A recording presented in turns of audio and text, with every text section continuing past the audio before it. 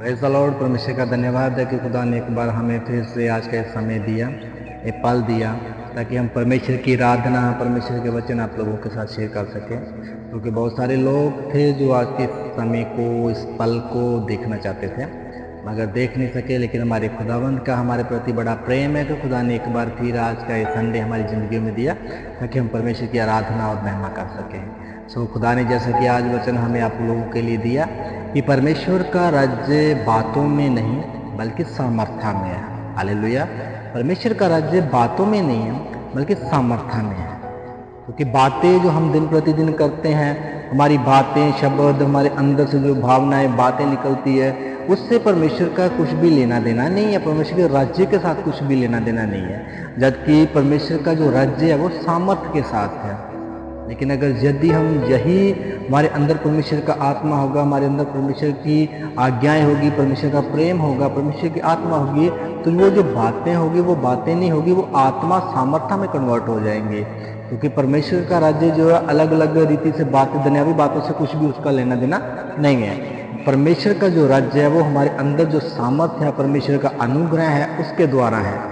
क्योंकि जो बातें होती है, बातों में राज जो है वो शैतान का राज है, परमेश्वर का राज नहीं है। जैसे किसी ने कोई जादू टोना सीखना है, किसी ने कुछ भी मंत्र, कुछ कालाइलों वगैरह सीखना होता है, तो वो क्या करता है कि अपनी जुबान से कुछ बातें रिपीट करता है, जिसे मंत्र बोलते हैं।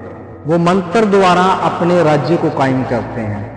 मंत्र, एक मंत्र होता है, वो मंत्र को बोलते हैं तो उसके द्वारा अपने राज्य को कायम करते हैं। वो शैतान का राज्य है। लेकिन परमेश्वर बोलते हैं कि मेरा जो राज्य होगा वो बातों द्वारा नहीं होगा, वो मेरी सामर्थ्य द्वारा होगा। और जब हमारे अंदर परमेश्वर की सामर्थ्य पैदा हो जाएगी, जब हमारे अंदर परमेश्वर की सामर्थ्य काम करेगी, तो हमारे जो अंदर से बातें निकलेगी, वो बातें ऑटोमेटिकली सामर्थ्य, जो बातें हमारे अंदर से निकलेगी वो बातें ऑटोमेटिकली सामर्थ्य में कन्वर्ट हो जाएगी। हमारा वचन यही आज का कि जब भी आप अपने, क्योंकि जो खुदा के वचन में लिखा हुआ है कि तेरा मन मेरा मंदिर है और मैं इसमें वास करूंगा। और जो मन में, अगर हम, हमारे मन में परमेश्वर का आत्मा है, तो मन से जो बातें निकलती है, आवाज़ हमारे मुंह तक पहुंचती है, वो मन से निकलती है। और यदि हमारे मन में परमेश्वर होगा तो हमारे मन से अच्छी बातें निकलेगी, हमारे मन में परमेश्वर के प्रति बातें निकलेगी। और वो जो बातें होगी वो बातें नहीं होगी, वो परमेश्वर का अनुग्रह होगा, वो परमेश्वर की सामर्थ्य होगी।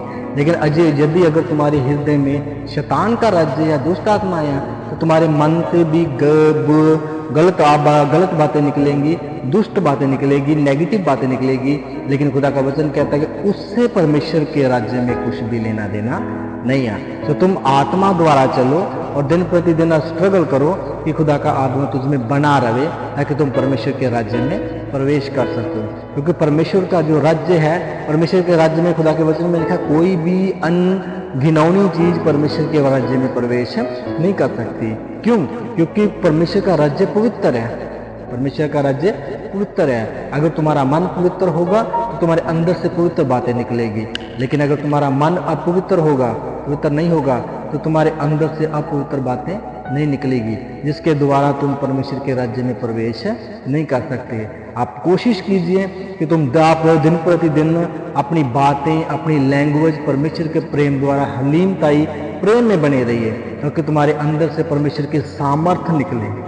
जब परमेश्वर की सामर्थ्य तुम्हारे अंदर से निकलेगी तो आप जो भी बोलोगे, भविष्यवाणी आप किसी प्रति बोलोगे कि खुदा के नाम में तुम चंगे हो जाओ, वो चंगा हो जाएगा। क्योंकि वो बातें नहीं निकल रही, वो परमेश्वर की सामर्थ्य निकल रही है।